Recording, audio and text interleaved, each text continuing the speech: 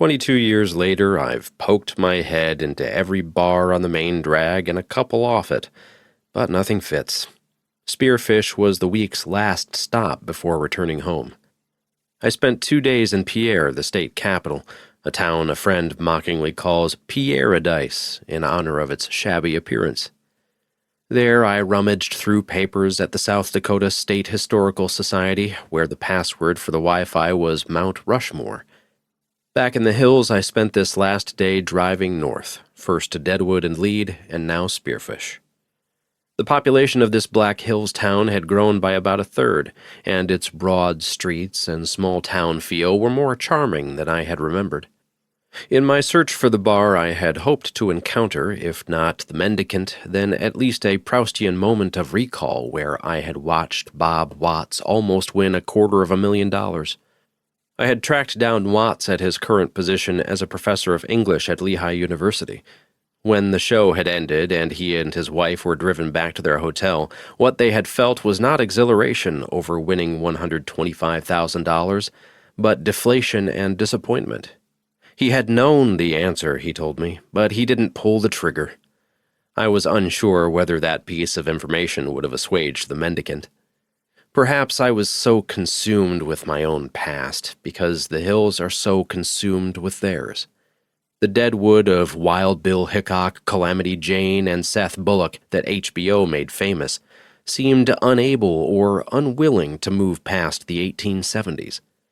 Advertisements for reenactments of noteworthy murders, placards describing the exact location of old saloons, banners proclaiming days of '76, sepia photography studios, graveyards with entrance fees to visit the burial sites of those who created the myths of the great American West. Lead, South Dakota is only slightly different. A lead is a line that leads you to a motherlode of gold, which is how the town garnered its name and fame. The Homestake Mine, the largest gold mine in the Western Hemisphere, operated there until it closed when gold prices slumped at the end of the 20th century. Now the mine is an underground laboratory as scientists try to understand neutrino physics and the composition of dark matter miles beneath the surface. The Sanford Underground Research Facility is a sign of the changing times, but otherwise, Lead, too, seems locked in its past. The still visible cut into the earth from the mine, where 40 million ounces of gold was removed. The Homestake Opera House, created by William Randolph Hearst's widow, Phoebe.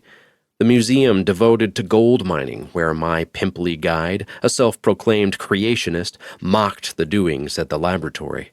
They think they're looking for dark matter, he chuckled. Whose history, though, is being marked at Mount Rushmore, at Deadwood, at Lead, at Rapid City, where the downtown is dotted with sculptures of each president from Washington to George W. Bush? Whenever I have told the story of the mendicant in me over the decades, one detail always unsettles me: the identity of the man I sat next to. Memory is fallible, we all know that, and what I consider as an inability to place the mendicant into a roster of men I had previously encountered has become an acknowledgment of blindness. Perhaps I couldn't see that he was likely Native American. Perhaps it was him I was looking for as I traipsed through Spearfish. Perhaps, after 20 years, instead of plying him with tales of my poetry teacher and upcoming trip to Mongolia, I was ready to ask him some questions and learn more about my country's history than I was offered in school. Of course, the mendicant has likely moved on, and we would never meet again.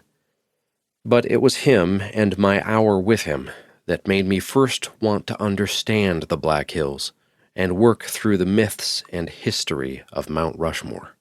To keep listening to this audiobook for free, click the link in the description. It will take you to a free Audible trial where you can listen to this and many other books for free for 30 days.